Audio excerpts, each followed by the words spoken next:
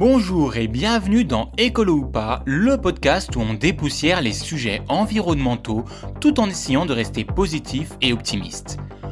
Aujourd'hui, je vous propose de s'attaquer à un sujet vital, les forêts tropicales. Vous savez, ces poumons verts qui nous fournissent de l'air, de la biodiversité et même des remèdes naturels. Mais elles disparaissent à une vitesse qui ferait pâlir Usain Bolt. Alors, pourquoi perdre nos forêts tropicales est une catastrophe mondiale ? Eh bien, spoiler, ce n'est pas juste problématique pour les pangolins. Allez, c'est parti !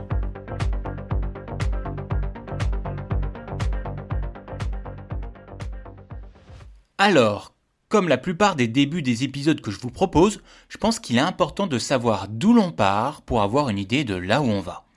Avant de plonger dans les enjeux des forêts tropicales d'aujourd'hui, remontons un peu le temps. Et quand je dis un peu, je parle de plusieurs centaines de millions d'années. Alors, accrochez-vous, on part pour un voyage dans l'histoire de la Terre.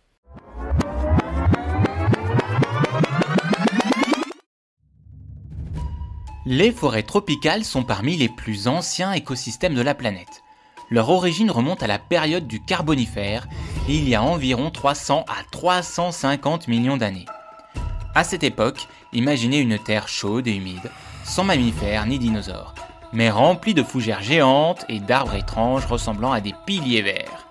Si vous cherchez des débuts de forêt tropicale, c'est là que ça commence. Et ce qui est intéressant, c'est que ces forêts anciennes sont responsables de nos réserves actuelles de charbon.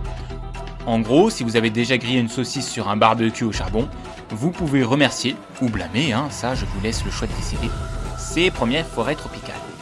Pendant le Mésozoïque, il y a 200 à 65 millions d'années, les forêts tropicales étaient partout. C'est l'époque où les dinosaures se promenaient tranquillement entre d'immenses cycas, conifères et plantes à fleurs naissantes. Et ils se nourrissaient de cela. Et c'est à cette époque que les plantes à fleurs ont explosé, changeant complètement la biodiversité des forêts. Les forêts tropicales modernes, telles que nous les connaissons aujourd'hui, ont commencé à prendre leur forme actuelle il y a environ 10 000 ans, après la dernière période glaciaire. C'est là que nos ancêtres humains ont vraiment commencé à interagir avec elles. Et qu'est-ce qu'on a fait ? Eh bien, on a appris à chasser, à cueillir et plus tard, à défricher. Comme quoi, l'histoire de l'humain et des forêts, c'est un peu un mélange de collaboration et de destruction.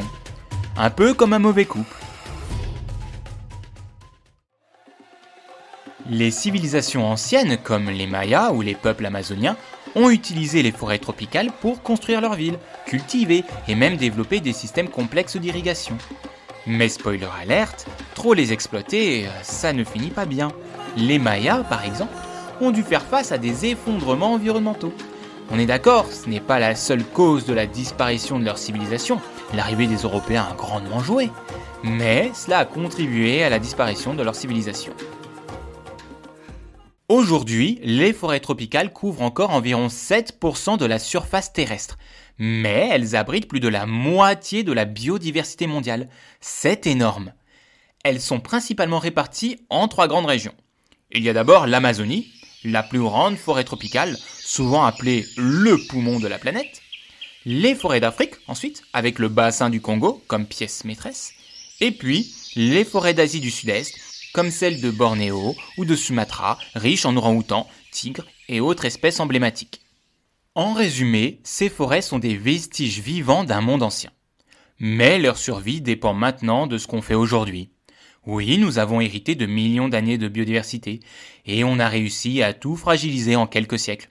C'est un exploit. Maintenant qu'on a voyagé dans l'histoire, passons à ce qui nous intéresse vraiment.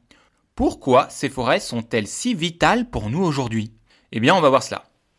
Bon, après ce petit voyage dans le temps, vous vous dites peut-être « Ok, les forêts tropicales c'est cool, mais concrètement, elles nous servent à quoi aujourd'hui ?» Eh bien, spoiler, à tout. Elles sont littéralement le système de soutien de vie de notre planète. Déjà, les forêts tropicales jouent un rôle essentiel dans la régulation du climat mondial. Est-ce que vous vous êtes déjà demandé ce que représentent les forêts tropicales dans l'absorption des gaz à effet de serre ? Eh bien, moi oui. Les forêts tropicales absorbent environ 2,4 milliards de tonnes de CO2 chaque année, soit près de 30% des émissions humaines. La forêt amazonienne, souvent appelée le poumon vert ou le poumon de la Terre, génère environ 20% de l'oxygène mondial. Mais la forêt consomme presque tout cet oxygène pour elle-même. Oui, c'est comme ça. C'est comme si vous faisiez des gâteaux et que vous les mangez avant de les partager. Pas très généreux, mais bon, on les aime quand même. Je parle des forêts, pas de vous qui ne partagez même pas vos gâteaux. Sans ces forêts, l'atmosphère deviendrait une vraie cocotte minute, avec des niveaux de CO2 qui grimperaient encore plus vite. Imaginez un été où 45 degrés Celsius deviendrait la norme. C'est pas cool, non? Comme je l'ai dit aussi précédemment, les forêts tropicales abritent environ 50% de la biodiversité mondiale, malgré leur petite couverture terrestre. Et oui, rappelez-vous, seulement 7% de la surface de la Terre. Il y a environ 390 milliards d'arbres dans la forêt amazonienne, appartenant à plus de 16 000 espèces. Et parmi elles, il y a sûrement encore des plantes qui pourraient guérir des maladies ou servir à inventer un chocolat encore plus addictif. On ne le sait pas, mais on rase tout avant de vérifier. Et les forêts tropicales jouent un grand rôle dans le cycle de l'eau. Et oui, les forêts tropicales génèrent une énorme quantité de précipitations grâce à l'évapotranspiration. Par exemple, l'Amazonie relâche 20 milliards de tonnes d'eau par jour dans l'atmosphère sous forme de vapeur. Ces précipitations influencent le climat régional et mondial, en particulier l'Amérique du Sud et même jusqu'en Afrique. Et si les forêts tropicales disparaissent, ça donnera des sécheresses extrêmes dans les régions avoisinantes, mais aussi la modification des cycles agricoles, avec des impacts directs sur l'alimentation mondiale. Et là, vous allez me dire... Ok, Corbeau Écolo, merci, c'est cool. Mais ça représente quoi, 20 milliards de tonnes d'eau? Tu sais, moi et les chiffres... Mais oui, je sais, t'inquiète. Alors, ce que relâche l'Amazonie par jour sous la forme de vapeur d'eau, c'est l'équivalent de 8 millions de piscines olympiques, par exemple. Ou plus que le débit du fleuve Amazon lui-même. Et oui, le fleuve Amazon déverse environ 17 milliards de tonnes d'eau par jour dans l'océan Atlantique. Cela signifie que la forêt tropicale produit plus d'eau dans l'air via l'évapotranspiration que ce que son fleuve emblématique rejette dans la mer. Et surtout, cela représente un quart des besoins mondiaux en eau douce. En 2020, la consommation totale d'eau douce dans le monde était d'environ 58 milliards de tonnes par jour. Les 20 milliards de tonnes produites par l'Amazonie représentent donc près de 35% de cette quantité. Tout cela grâce à la forêt. Voilà, ça nous aide un peu mieux à comprendre l'impact primordial qu'ont les forêts tropicales sur le cycle de l'eau. Les forêts tropicales nous offrent des services écosystémiques d'une valeur inestimable, souvent, il faut le dire, pris pour acquis. Le stockage du carbone, par exemple, pour ralentir le réchauffement climatique, la protection contre les inondations et l'érosion, mais elles sont aussi un réservoir de ressources. Est-ce que vous saviez que 25% des médicaments modernes proviennent de plantes trouvées dans les forêts tropicales? Et bien sûr, l'alimentation. Bananes, cacao, café. Oui, imaginez un monde sans chocolat ou café. Oh. Vous comprenez pourquoi leur préservation est cruciale, non?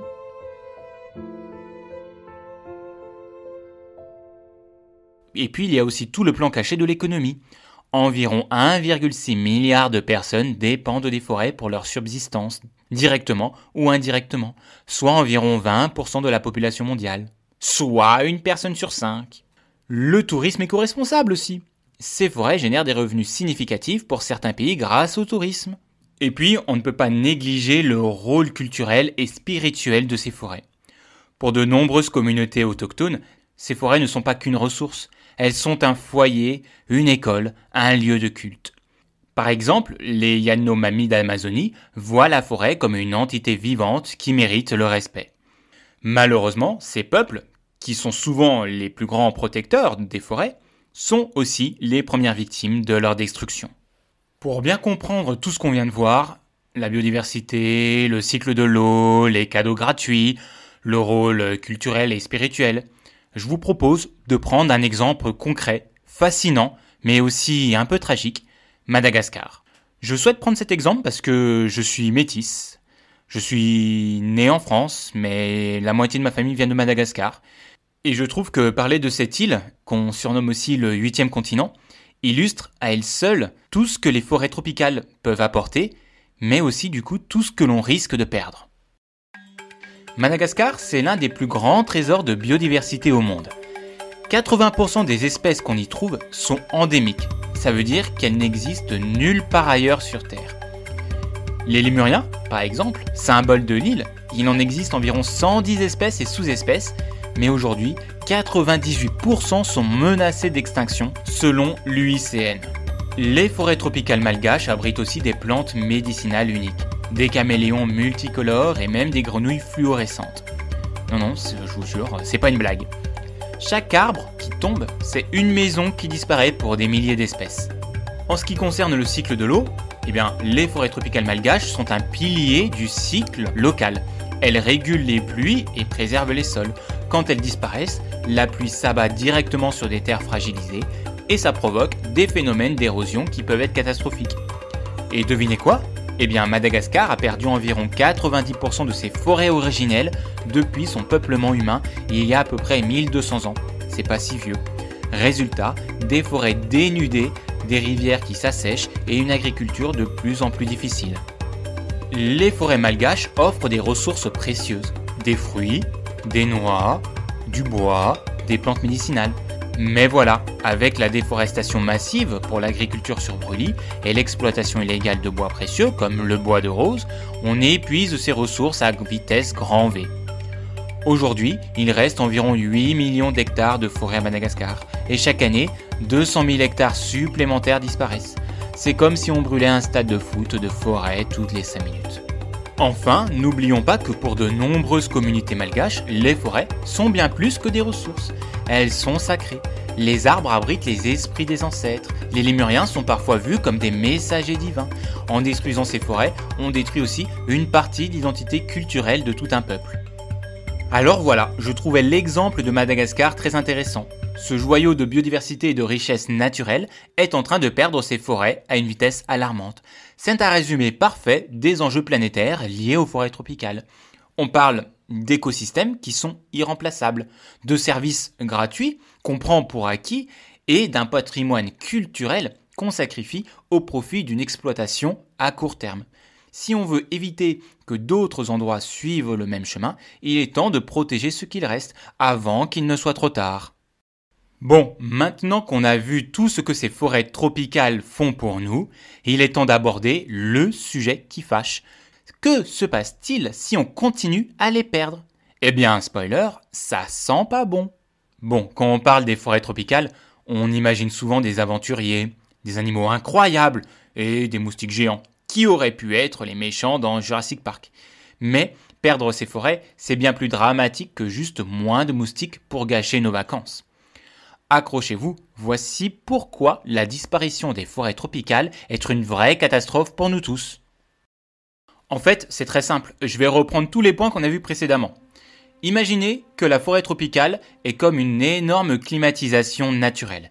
Sans elle, c'est comme si vous mettiez votre thermostat sur 40 degrés, même en hiver.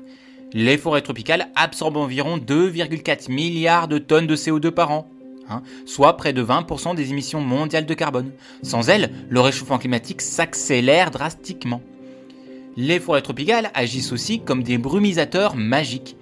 Elles pompent l'eau du sol et l'envoient dans l'air en continu, influençant les pluies locales mais aussi mondiales. Par exemple, la déforestation en Amazonie a déjà réduit les précipitations régionales, ce qui affecte les cultures agricoles dans les pays voisins et même des régions très éloignées. La perte totale des forêts tropicales pourrait réduire les précipitations mondiales de 12%, provoquant des sécheresses, famines et pénuries d'eau. Et puis, les forêts tropicales, c'est comme un musée de biodiversité, sauf qu'ici, les œuvres d'art, elles sont vivantes, pour le moment. Elles abritent plus de 50% des espèces animales et végétales de la planète, bien qu'elles ne couvrent, pour rappel, que 7% de la surface terrestre. La perte d'habitat due à la déforestation mène à l'extinction massive d'espèces. Et quand une espèce disparaît, on ne peut pas juste aller sur Amazon pour en racheter une. La disparition des pollinisateurs, par exemple, les pollinisateurs tropicaux, impactent non seulement les forêts, mais aussi la production agricole mondiale, comme les fruits, les légumes, le café. Environ 137 espèces disparaissent chaque jour à cause de la déforestation tropicale. 137. Et puis, les forêts tropicales, c'est aussi la maison pour des millions de personnes qui n'ont pas Netflix pour s'évader ailleurs. Environ 50 millions de personnes indigènes vivent directement dans ces forêts. Leur mode de vie, leur culture et leur subsistance dépendent entièrement de cet écosystème. La déforestation détruit les écosystèmes, affectant des industries entières comme le tourisme, la pêche et l'agriculture. J'ai une statistique.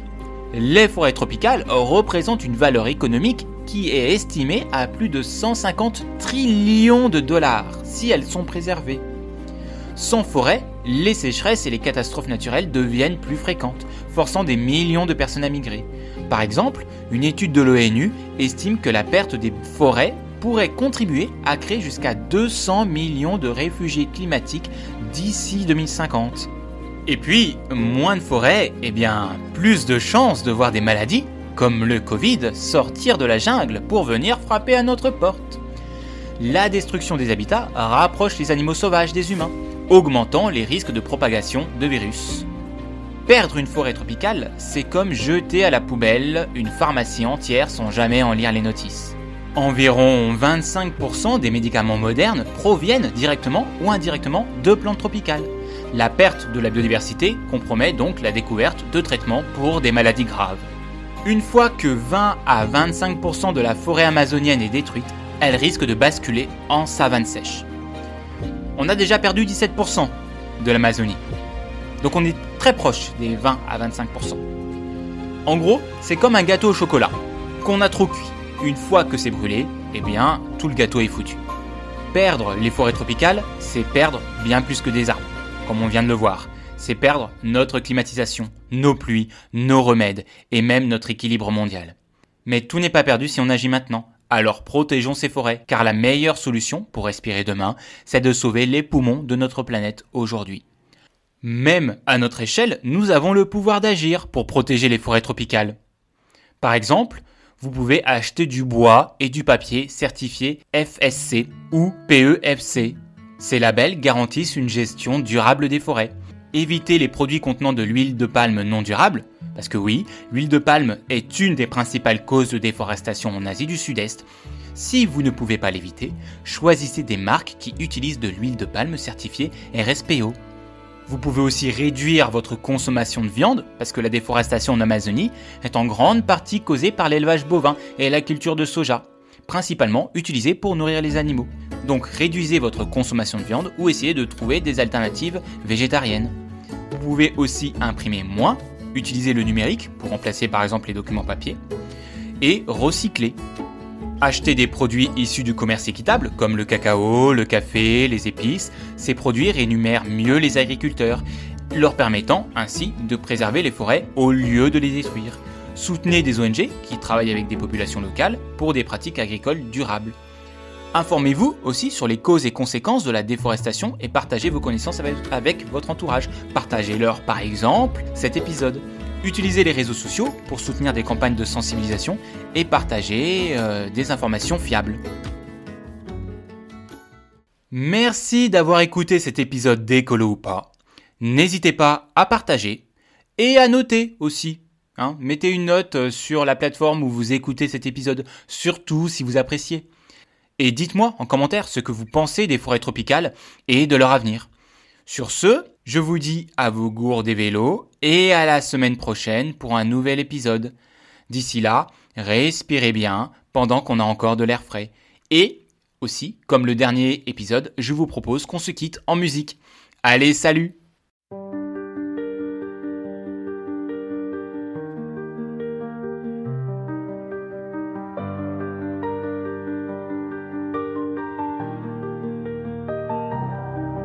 Un sujet à explorer, une vérité à chercher, entre les lignes, des mondes à révéler. Chaque épisode, un éclat de lumière, une clé de lecture pour un monde qu'on espère.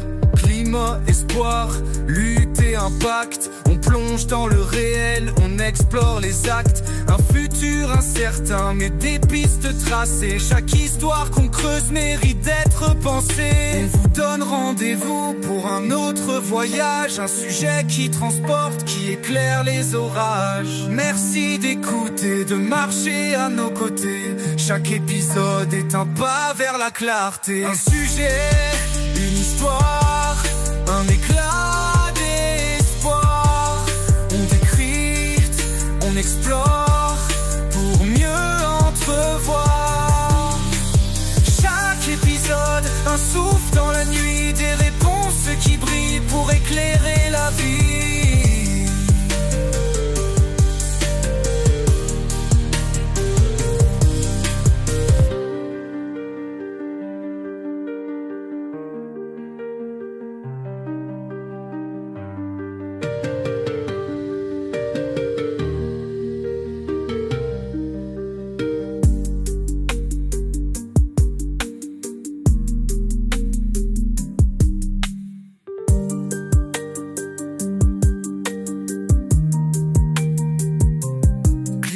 Espoir, lutte et impact. On plonge dans le réel, on explore les actes. Un futur incertain, mais des pistes tracées. Chaque histoire qu'on creuse mérite d'être pensée.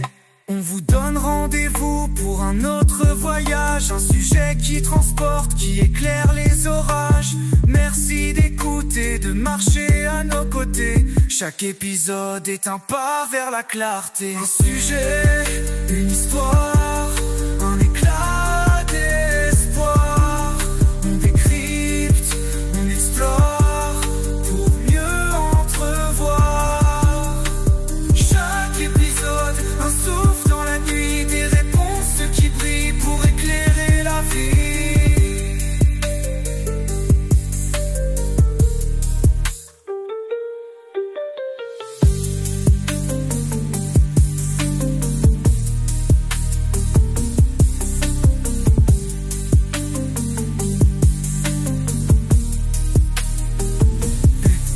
Une histoire, un éclat d'espoir. On décrypte, on explore pour mieux entrevoir. Chaque épisode, un souffle dans la nuit, des réponses qui brillent pour éclairer la vie.